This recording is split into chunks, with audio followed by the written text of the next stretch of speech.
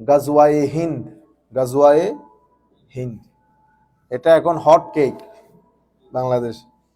সবকিছু নিয়ে রাজনীতি হয়, এটা নিয়েও রাজনীতি হয়। গাজওয়ায়ে হিন্দ মানি ভারতবর্ষ বিজয়ের যুদ্ধ সংক্রান্ত হাদিস। বাংলাদেশের মাহফিলে, বাংলাদেশের কোনায় কোনায় প্রত্যেক জায়গায় মাহফিল করে আমাদের উলামায়ে কেরাম প্রত্যেক দিন গাজওয়ায়ে হিন্দ করতেছে। ভারতবর্ষ জয় করে ফেলবে, হ্যাঁ, কালকে পরশু। তো আমরা চাই যে আমার নবী সাল্লাল্লাহু আলাইহি ওয়াসাল্লাম যে কনটেক্সটে কথাটা বলেছেন, আমরা সেই কনটেক্সটে বোঝার চেষ্টা করব। গজওয়ায়ে হিন্দ সম্পর্কে যে হাদিস শরীফগুলো এসেছে এবং অসংখ্য মানুষ আপনারা যারা দেখবেন, আমি অনুরোধ করব আপনারা আমাদের এই কথা নিজেরা শুনবেন এবং প্রচার করবেন, যাতে উম্মত মিসগাইডেড না হয়। সম্মানিত উপস্থিতি, কিয়ামতের পূর্বে আমার নবী সাল্লাল্লাহু আলাইহি ওয়াসাল্লাম বেশ কিছু ঘটনার কথা বলেছেন, যে ঘটনাগুলা ঘটবে। আমরা যেটা জুমার মসজিদে শুরু করেছি, আলামাতে সুগরা, আলামাতে কুবরা, ছোট আলামত, বড় আলামত। আমার নবী সাল্লাল্লাহু আলাইহি ওয়াসাল্লাম আলামত বর্ণনা করতে করতে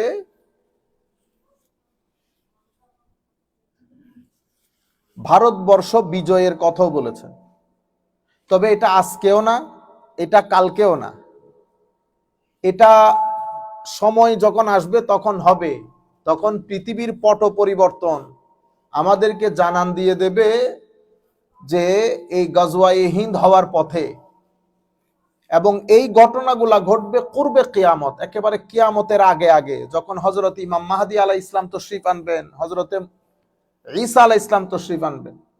বিশেষ করে হযরত ইমাম মাহদী আলাইহিস সালামের নেতৃত্বে, সেটা আগামী এক হাদিসে পাকের মধ্যে আমি বিস্তারিত আলাপ করেছি। আমি চাচ্ছি না এই জিনিসগুলো আবার রিপিট করি। আমরা ইমাম মাহদী আলাইহিস সালামের আগমন এই বিষয় সম্পর্কে বিস্তারিত আলাপ করেছি 2 পর্বে আপনাদের সিলেটেই। প্রায় আমাদের 3-4 ঘন্টার খিতাব আছে। এক খণ্ড বোধহয় সিলেটের হবিগঞ্জে করেছি, আর এক খণ্ড কুমিল্লা বরুড়া কামিল মাদ্রাসার মাঠে ওদের মাদ্রাসার সভা উপলক্ষে করেছিলাম। তো সেখানে আমার নবী সাল্লাল্লাহু আলাইহি ওয়াসাল্লাম এই সংক্রান্ত যে কথাগুলা বলেছেন, সেটা আস্তে আস্তে এখনো অনেক দেরি। সেটা 300 বছরও হইতে পারে, 500 বছরও হইতে পারে, 700-800 বছরও হইতে পারে। সিচুয়েশন তো এখনো পরিবর্তনই হয় নাই।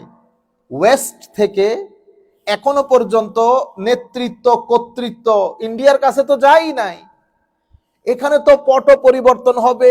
চীনের মধ্যে এখন চাইনা ফাইট করতেছে, ইন্ডিয়া ফাইট করতেছে to come on to the stage.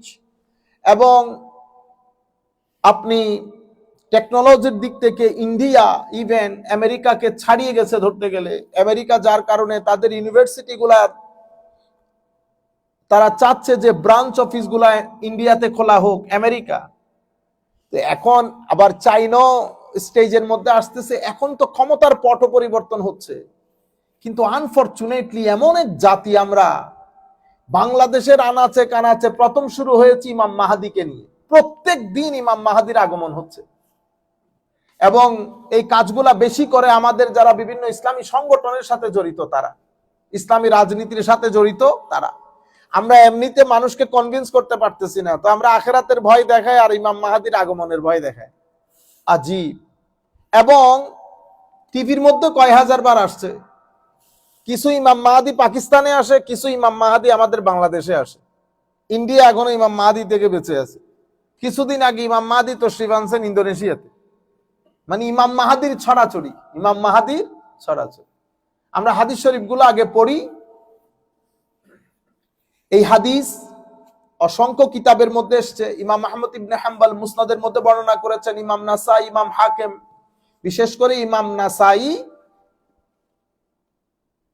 নাসাই শরীফের মধ্যে বলছেন, আন আবি হুরাইরা রাদিয়াল্লাহু তাআলা আনহু, হযরত আবু হুরাইরা থেকে বর্ণিত, ক্বালা ওয়া আদানা রাসূলুল্লাহ সাল্লাল্লাহু আলাইহি ওয়াসাল্লামা গাজওয়াতাল হিন্দ, ওয়া আদানা রাসূলুল্লাহ সাল্লাল্লাহু আলাইহি ওয়াসাল্লামা গাজওয়াতাল হিন্দ, ফাইন আদরাকতুহা উনফিকু ফিহা নাফসি ওয়া মালি, ওয়া ইন কুতিলতু কুনতু আফদালাশ শুহাদা, ওয়া ইর রাজাতু ফাআনা আবু হুরাইরা আল মুহাররার।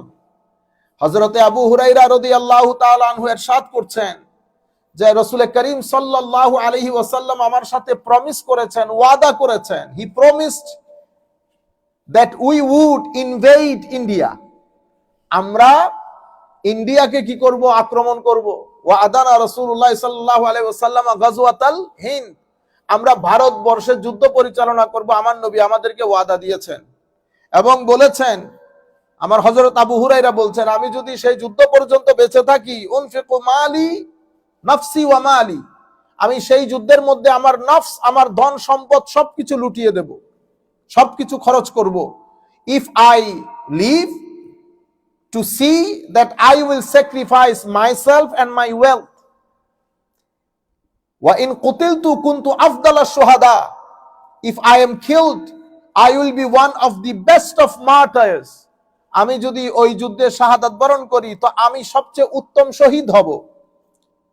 ওয়া ইন কুতিলতু কুনতু আফদালা শুহাদা ওয়া ইন রাজাতু ফাআনা আবু হুরায়রা আল মুহাররার, যদি আমি ওই যুদ্ধ থেকে গাজী হয়ে জীবন্ত ফেরত আসতে পারি তো আমি আবু হুরায়রা আল মুহাররার, মানে আল্লাহ রাব্বুল আলামিন আমাকে জাহান্নাম থেকে মুক্তি দিয়ে দেবেন, জাহান্নাম থেকে মুক্তি দিয়ে দেবেন। এটা এক হাদিস।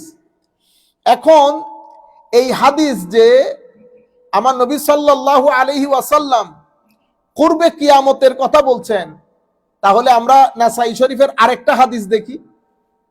এটা 3172 বা 73 নম্বর হাদিস, এর পরবর্তীর 3173 নম্বর হাদিস, এরপরে 3175 নম্বর হাদিস পড়ি একই কিতাব থেকে। আন সাউবান মাওলা রাসূলুল্লাহ সাল্লাল্লাহু আলাইহি ওয়াসাল্লাম قال, হযরতে সাউবান রাদিয়াল্লাহু তাআলা আনহু, যিনি আমার নবী সাল্লাল্লাহু আলাইহি ওয়াসাল্লামের কি ছিলেন, গোলাম ছিলেন। শব্দ কি ব্যবহার হয়েছে, মাওলা রাসূলুল্লাহ, মাওলা রাসূলুল্লাহ। তো এই মাওলা মানে কি মাওলা? তাইলে আপনারা যাকে মাওলা বলেন, আমরা যাকে মাওলা বলি, যেই কারণে আপনারা হুজুরদেরকে মাওলানা বলেন। কি বলেন? মাওলানা। আপনি হুজুর গৌসুল আজমকে গৌসুল আজম বললে শিরিক হয়ে গেছে। তো হুজুর এই 3 টাকার মৌলবীরে, আমি 4 টাকার মৌলবীরে যে আপনি মাওলানা ডাকছেন, শিরিক হয় নাই? শিরিক হয় নাই। মাওলানা মানে কি? আমার মাওলা। আপনি আল্লাহরেও মাওলা ডাকলেন, আমারেও মাওলা ডাকলেন, তো শিরিক হয় নাই? শুধু হুজুর গৌসুল আজমকে গৌসুল আজম বললে শিরিক হয়ে গেছে। আজীব ভাই, আপনারা বুঝতে পেরেছেন? তাইলে মাওলা শব্দটা মালিকত্ব ব্যবহৃত হয়, মাওলা শব্দটা কৃতদাসত্ব ব্যবহৃত হয়। তো এখানে মাওলা রাসূলুল্লাহ, মাওলা রাসূলুল্লাহ মানে আমরা জানি হযরতে সাউবান আমার নবীর কি ছিলেন, কৃতদাস ছিলেন, গোলাম ছিলেন। তো হযরতে সাউবান বলছে, ক্বালা ক্বালা রাসূলুল্লাহ সাল্লাল্লাহু আলাইহি ওয়াসাল্লাম, আমার নবী ইরশাদ করেছেন, ইসাবাতান মিন উম্মতি আহরাজাহুম আল্লাহু মিনান নার, there are 2 groups of my ummah, আমার উম্মতের 2 গ্রুপ যাদেরকে আমার আল্লাহ জাহান্নামের আগুন থেকে মুক্তি দান করেছেন। 2 গ্রুপ যাদেরকে জাহান্নামের আগুন থেকে মুক্তি দান করেছেন। ইসাবাতুন তাগজু আল হিন্দা, এক গ্রুপ যারা ভারতবর্ষ যুদ্ধ পরিচালনা করবে, এবং ওয়া ইসাবাতুন তাকুনু মা ঈসা ইবনে মারইয়াম আলাইহিস সালাম, আরেক গ্রুপ যারা হযরতে ঈসা আলাইহিস সালামের সাথে থাকবে। তাইলে আমার নবী কি আজকের যুদ্ধের কথা বলতেছে? না না না। সময় আসবে যখন সিন্ধ মানে পাকিস্তান, হিন্দ, ভারতবর্ষ, পুরা ভূখণ্ড ইসলাম একেবারে চিরতরে মুছে যাওয়ার অবস্থা। হযরতে মাহদী আলাইহিস সালাম তশরীফ আনবেন। হযরত মাহদী আলাইহিস সালামের সৈন্যবাহিনীর সাথে হিন্দের সৈন্যবাহিনী মিলে সিন্ধ এবং হিন্দের মধ্যে আক্রমণ করবে। সিন্ধ, এখানে আপনারা শুধু গজওয়াই হিন্দের কথা বলছেন, গজওয়াই সিন্ধের কথাও তো আছে হাদিসে পাকের মধ্যে, শুধু হিন্দের কথা নাই। আপনারা বুঝতে পেরেছেন? তো সিন্ধ মানে পাকিস্তান, যুদ্ধ উভয় জায়গায় পরিচালিত হবে এবং এই ঘটনাগুলো ঘটবে। আমি বারবার বলছি আপনাদেরকে, আল্লাহর ওয়াস্তে জাতিকে বিপদগামী করবেন না, জাতিকে আপনারা মিসগাইড করবেন না। আমার নবী যে কনটেক্সটের উপর কথাগুলো বলেছেন সেই কনটেক্সটের মধ্যে আসতে হবে। আপনারা ছেলেগুলাকে উস্কে দেবেন, ছেলেগুলা ডান বাম সামনে পেছন না বুঝে পাগলের মতো পাগলামি করে। আল্লাহ রাব্বুল আলামিন আমাদেরকে হেদায়েত দান করুক। তো আমার নবী বলছেন, ইসাবাতুন তাকজুল হিন্দা ওয়া ইসাবাতুন তাকুনু মা ঈসা ইবনে মারইয়াম আলাইহিস সালাম। তো দুই গ্রুপকে আল্লাহ জাহান্নামের আগুন থেকে মুক্তি দান করবেন। এক গ্রুপ যারা হিন্দে যুদ্ধ পরিচালনা করবে ভারতবর্ষে, আরেক গ্রুপ যারা হযরত ঈসা ইবনে মারইয়াম আলাইহিস সালামের সাথে ওখানে গিয়ে যুক্ত হবে। তাইলে আমরা হাদিসগুলা দিয়ে, কারণ হাদিসগুলো এনেছো কিয়ামতের আলামতের অধ্যায়ে, কিয়ামতের আলামত অধ্যায়ে। তাইলে এগুলা কিয়ামতের মানে কিয়ামতের সন্নিকট যখন হবে তখন এই ঘটনাটা ঘটবে। এটা এই শতাব্দীতেও না, আগামী শতাব্দীতেও না, কারণ এটা মাহল তৈরি হবে। এখন মুসলমানদের কোনো আশা ভরসা আছে? আসে না। এটা হঠাৎ করে মুজিজা হবে না, হঠাৎ করে মুজিজা হবে না। পরিস্থিতি তৈরি হবে, ইমাম মাহদী তশরিফ আনবেন, উনি সৈন্যবাহিনী তৈরি করবেন, অতঃপর যুদ্ধ পরিচালনা হবে, অতঃপর সবকিছু আবার মুসলমানদের কর্তলগত হবে। এটা আমার নবী সাল্লাল্লাহু আলাইহি ওয়াসাল্লাম কিয়ামতের পূর্বের বর্ণনা দিচ্ছেন। আরো আরেকটা দুই একটা হাদিস শরীফ আমরা শুনি। হাদ্দাসানি খালিলি আস-সাদিকুল মাসদুক রাসূলুল্লাহ সাল্লাল্লাহু আলাইহি ওয়াসাল্লাম আন্নাহু ক্বাল আন আবি হুরায়রা রাদিয়াল্লাহু তাআলা আনহু ক্বাল ইয়াকুনু ফি হাযিহিল উম্মাহ বা'সুন ইলা সিন্দে ওয়াল হিন্দ, ইলা সিন্দে ওয়াল হিন্দ ফা ইন আনা আদরাকতুহু ফাস্তুশহিদতু ফাযাক ওয়া ইন আনা ফাযাকারা কালিমাতান রাজা'তু আনা আবু হুরায়রা আল মুহাররার। একই ঘটনা। হযরতে আবু হুরায়রা বলছেন, আমার প্রাণ প্রিয়, আমার প্রাণ প্রিয়, প্রাণ সকা আমার নবী মুহাম্মদুর রাসূলুল্লাহ সাল্লাল্লাহু আলাইহি ওয়াসাল্লাম ইরশাদ করেছেন যে ইয়াকুনু ফি হাযিহিল উম্মাহ বা'সুন, এই উম্মত যুদ্ধ পরিচালনা করবে, ইলা সিন্ধে ওয়াল হিন্দ, ভারতবর্ষ এবং সিন্ধু প্রদেশ অর্থাৎ পাকিস্তান, এই পুরা হিত্তার মধ্যে, আল্লাহর এই জমিনের মধ্যে আল্লাহর নাম আস্তে আস্তে মুছে যাবে। আবার নতুন করে এই জাতির মধ্যে গণজাগরণ তৈরি হবে ইমাম মাহদী আলাইহিস ইসলামের কর্মকাণ্ডে এবং নেতৃত্বে। তো ইয়াকুনু ফি হাযিহিল উম্মাহ বা'সুন ইলা সিন্ধে ওয়াল হিন্দ, সিন্ধ এবং হিন্দ, সিন্ধু প্রদেশ পাকিস্তান এবং হিন্দের মধ্যে, ভারতবর্ষের মধ্যে আমার উম্মত আক্রমণ করবে। তখন আবু হুরায়রা বলছে, যদি আমি পাইতাম, আমি শাহাদাত বরণ করতাম, আমি যদি ফেরত আসতাম, তাহলে আনা আবু হুরায়রা আল মুহাররার, আল্লাহ আমাকে জাহান্নামের আগুন থেকে মুক্তি দান করতেন। তাহলে আমরা এই তিনটা হাদিস আপাতত করেছে, তিন হাদিসের মধ্যে আমরা কনক্লুশনে যদি যাই, তো এখানে আমার নবী সাল্লাল্লাহু আলাইহি ওয়াসাল্লাম কিয়ামতের পূর্বক্ষণের বর্ণনা, কিয়ামতের পূর্বক্ষণের বর্ণনা দিচ্ছেন। সেটা আমাদের ইমাম মাহদী আলাইহিস ইসলামের আগমন, আমার নবীর সমস্ত হাদিসগুলো যদি আমরা সামনে রাখি, এটা আগামী 400-500 বছরের আগে নয়, অনেক লম্বা সময়, বুঝতে পেরেছেন। এর পরবর্তীতে আন আবি হুরায়রা রাদিয়াল্লাহু তাআলা আনহু قال قال رسول الله صلى الله عليه وسلم وذكر الهند يغزو الهند منكم جيش يفتح الله عليهم حتى يأتوا بملوكهم مغللين بالسلاسل يغفر الله ذنوبهم। সুবহানাল্লাহ। হযরত আবু হুরায়রা ইরশাদ করছেন, আমার নবী বলেছেন, হিন্দের কথা, ভারতবর্ষের কথা উচ্চারণ করে, স্মরণ করে ভারতবর্ষের আলোচনাতে আমার নবী ইরশাদ করেছেন, ইয়াকজুল হিন্দা মিনকুম জাইশুন, তোমাদের মধ্যে, তোমাদের ভাইদের মধ্যে একটা দল সৈন্যবাহিনী ভারতবর্ষ আক্রমণ করবে, যাদের হাতে আল্লাহ ভারতবর্ষকে কি দান করবেন? ভিক্টরি দান করবেন। যাদের হাতে আল্লাহ ভারতবর্ষকে বিজয় দান করবেন। হাত্তা ইয়াতু বিমুলুকিহিম, এবং এমনকি শেষ পর্যন্ত, until they bring their kings in chain, শেষ পর্যন্ত যুদ্ধে শুধু বিজয় হবে না, তাদের রাজা মহারাজাকে শিকল বন্দী করে কার কাছে নিয়ে যাবে? হযরতে ফায়াজিদুনা ইবনা মারইয়াম বিশাম, ভারতবর্ষের রাজাকে বন্দী করে শিকল বেঁধে ইন্ডিয়া থেকে হযরতে ঈসা বিন মরিয়মের সাথে ওই দরবারে পেশ করার জন্য সিরিয়াতে নিয়ে যাবে। সিরিয়াতে আজকে নিয়ে যাবে, এই সিরিয়াতে। ইন্না লিল্লাহি ওয়া ইন্না ইলাইহি রাজিউন। তাইলে আমি এই চারটা হাদিসের মাধ্যমে, আপনারা তো বুঝতে পেরেছেন আমার নবী সাল্লাল্লাহু আলাইহি ওয়াসাল্লাম কি বলেছেন, কিসের কথা বলেছেন। একটা হাদিস পাইলেন, বস বিসমিল্লাহ করে এটা ওয়াজ তাকরীরের মধ্যে গরম করতেছেন, এমন কেন করেন? হাদিস শরীফ আমার নবী এই বিষয়ক যা কিছু এনেছেন, আমি আরেকটা দুইটা বললে আপনারা বুঝতে পারবেন। ইমাম ইবনে কাসির সহ সমস্ত মুহাদ্দিসিন বলছেন, ওয়াকাদ গাজাল মুসলিমুন আল হিন্দা ফি আইয়ামে মুআবিয়া, মুসলমানরা হিন্দে আক্রমণ করেছে মুআবিয়া রাদিয়াল্লাহু তাআলা আনহুর সময়কালে। এখন এই যে গজওয়ায়ে হিন্দ, এটা কোন সময়ের গজওয়া? এটা কি হযরতে মুআবিয়া রাদিয়াল্লাহু তাআলা আনহুর সময়কাল, নাকি সুলতান মাহমুদ গজনবীর সময়কালের কথা বলেছেন? সমস্ত মুহাদ্দিসিন বলেছেন না, এটা সুলতান মাহমুদ গজনবীর সময়কালের ওই গজওয়াও না, হযরতে মুআবিয়া রাদিয়াল্লাহু তাআলা আনহুর সময়কালের গজওয়াও না, বরং এই গজওয়া, এই যুদ্ধ সংগঠিত হবে একেবারে কিয়ামতের আগে আগে করে, কিয়ামতের আগে আগে করে। ইমাম ইবনে কাসির ওনার আল বিদায়া ওয়ান নিহায়ার মধ্যে এবং অন্যান্য মুহাদ্দিসিনে কেরামও প্রায় একই কথাই বলেছেন।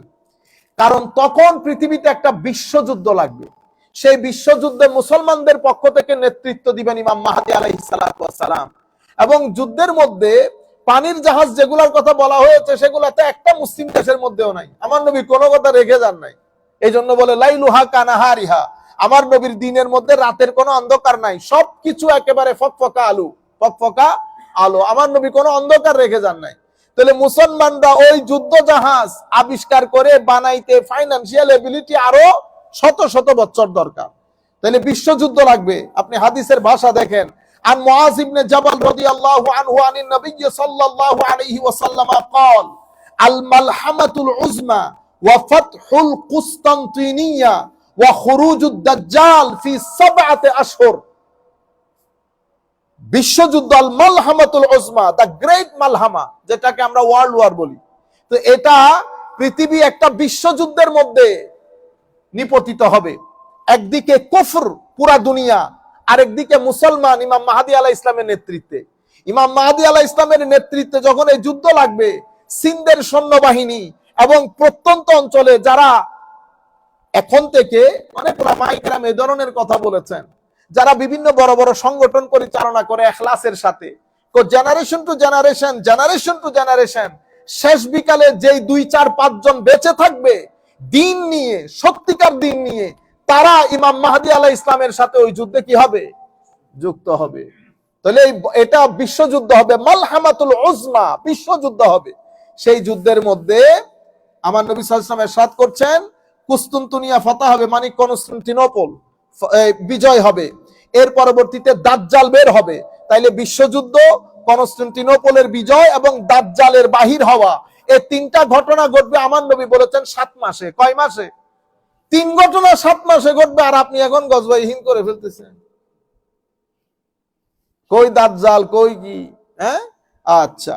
এরপরে আমার নবী সাল্লাল্লাহু আলাইহি ওয়াসাল্লাম আরো তখন পরিস্থিতি কোথায় গিয়ে দাঁড়াবে আপনি আপনার অবস্থান খেয়াল করেন। এখন আন ইবনে উমর রাদিয়াল্লাহু তাআলা আনহু আন্না রাসূলুল্লাহ সাল্লাল্লাহু আলাইহি ওয়াসাল্লাম قال তুকাতিলুকুমুল ইয়াহুদ ফাতুসাল্লাতুন আলাইহিম হাত্তা ইয়াকুলাল হাজারু ইয়া মুসলিমু হাযা ইয়াহুদিয়্যুন ওয়ারাই ফাকতুলহু।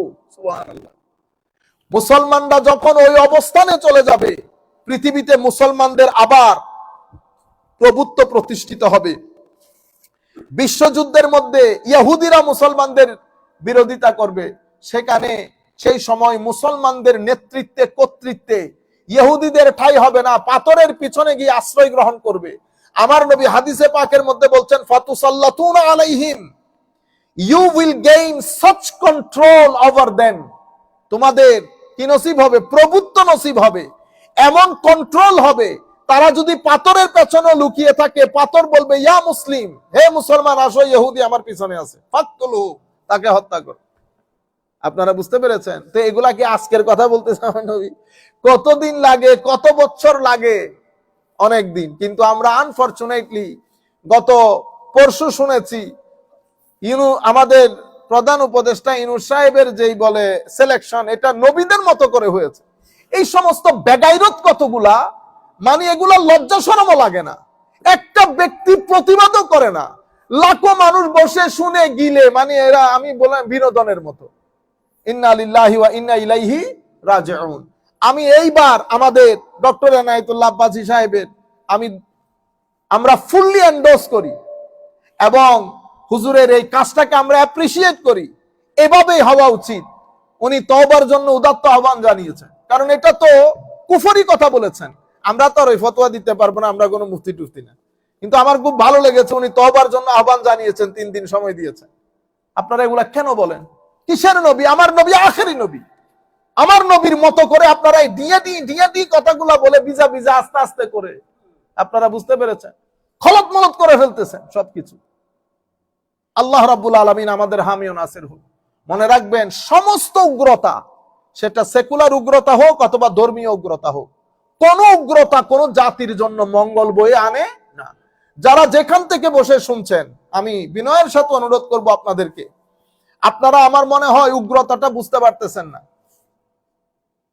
উগ্রতা আমাদের সমাজের জন্য সেভাবে ধ্বংসের, যেভাবে শরীরের জন্য ক্যান্সার ধ্বংসের।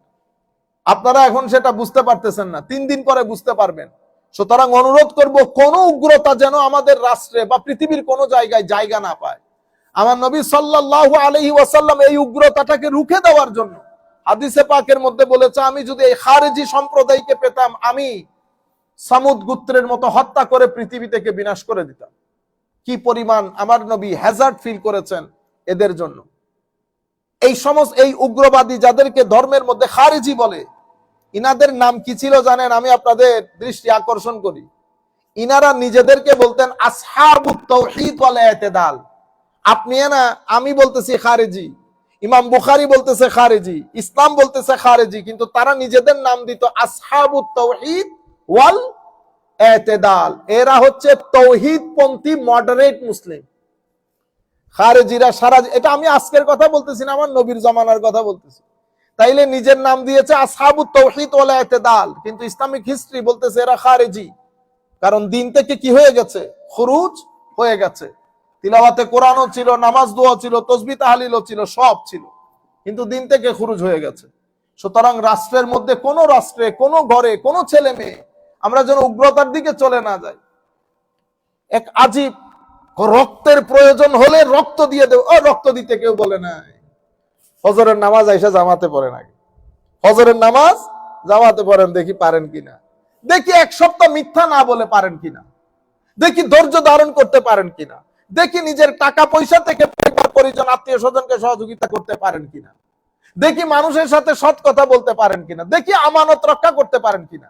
আমানতের খেয়ানত, অভদ্র আচরণ, অহংকার, হিংসা, মানুষকে সহযোগিতা, রক্ত লাগলে রক্ত দেব, হুসাইনি সৈনিকরা রাস্তায় আছে। হুসাইনি সৈনিক? ও আপনি ইমাম হুসাইনকে চিনেন রাদিয়াল্লাহু তাআলা আনহু। এগুলা হচ্ছে আমরা আপনাদেরকে বলে বলে কি করি, একটু উস্কাই দেই, দিয়ে আমি বাসার মধ্যে গিয়ে চিকেন ফ্রাই খাইয়া শুয়ে পড়ি। আপনারা বুঝতে পেরেছেন? যাই হোক, আমি যেটা চাচ্ছিলাম, গজওয়ায়ে হিন্দ সম্পর্কে আমার নবী যে কথাগুলা বলেছেন, সেটার একটা কনটেক্সচুয়াল পিকচার সহ আপনাদেরকে 4-5টা হাদিস ঘুরে ফিরে, যেগুলোর মধ্যে গজওয়ায়ে হিন্দের কথা এসেছে, আমি সেই কথাগুলো আপনাদের সম্মুখে তুলে ধরলাম।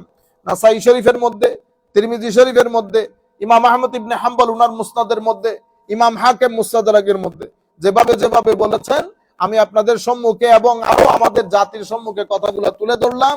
আশা করব আপনারা এটা মানুষের মধ্যে প্রচার করবেন, মানুষকে সচেতন করবেন, কেউ যেন কাউকে এই সমস্ত কথাবার্তা বলে ধোঁকা দিতে না পারে। এবং সেই কারণে আমি আপনাদেরকে গ্রেট ওয়ার্ল্ড অর্ডার সম্পর্কে এই যে হাদিসটা বলেছে, এটা তিরমিজি শরীফের 2238 নম্বর হাদিস, যে হাদিসের মধ্যে আমার নবী বিশ্বযুদ্ধের কথা বলেছেন, কনস্টান্টিনোপল বিজয়ের কথা বলেছেন, দাজ্জাল বের হবে এই কথা আমার নবী সাল্লাল্লাহু আলাইহি ওয়াসাল্লাম বলেছেন, এবং পরিস্থিতি এমন হবে, শেষ পর্যন্ত আমার নবী বলছেন, ফাআন হুযাইফাতা ইবনু উসাইদ আল গফারি রাদিয়াল্লাহু আনহু আন্নাহু ক্বাল ইত্তালা রাসূলুল্লাহ সাল্লাল্লাহু আলাইহি ওয়াসাল্লাম আলাইনা নাহনু নাতাযাকারু ফাকালা মা তাযকুরুন কুলনা নাযকুরু আস-সাআ ক্বালা ইন্নাহা লান তাকুমা হাত্তা তারাউ ক্বাবলাহা 10 আয়াত। আমার নবী আমাদের কাছে এসেছে, আমরা কিয়ামত সম্পর্কে আলাপ করছিলাম। আমার নবী জিজ্ঞেস করতেছেন, তোমরা কিসের কথাবার্তা বলতেছো? কই ইয়া রাসূলুল্লাহ, আমরা কিয়ামত সম্পর্কে কথা বলতেছি। তখন আমার নবী বলতেছেন, কিয়ামত সংগঠিত হবে না যতক্ষণ পর্যন্ত তোমরা 10টা আলামত না দেখো। কয়টা আলামত? 10টা। এগুলাকে বলা হয় কিয়ামতের আলামাতে কুবরা। এগুলো হওয়ার পরে সাথে সাথে আর মনে করবেন যে কোনো মুহূর্তে পৃথিবী ধ্বংস হয়ে যাবে, তবে ধারাবাহিক ভাবে আসবে। সোমবারে বলে রোববারে চলে যাবে সেরকম না, এগুলো সব একটার পর একটা ঘটবে। কি হবে? আমার নবী বলেছেন সাল্লাল্লাহু আলাইহি ওয়াসাল্লাম, আদ-দুখান, আমি সংক্ষিপ্ত আকারে বলে যাচ্ছি, ধোঁয়া, ধোঁয়া বের হবে। এটার বিস্তারিত ডিটেলসে কথা আছে, কোন জায়গা থেকে ধোঁয়া বের হবে, পুরা পৃথিবী অন্ধকার হয়ে যাবে। এরপরে আদ-দাজ্জাল, দাজ্জাল বের হবে। দাব্বা, কিছু বড় বড় প্রাণী বের হবে, এরা কথা বলবে।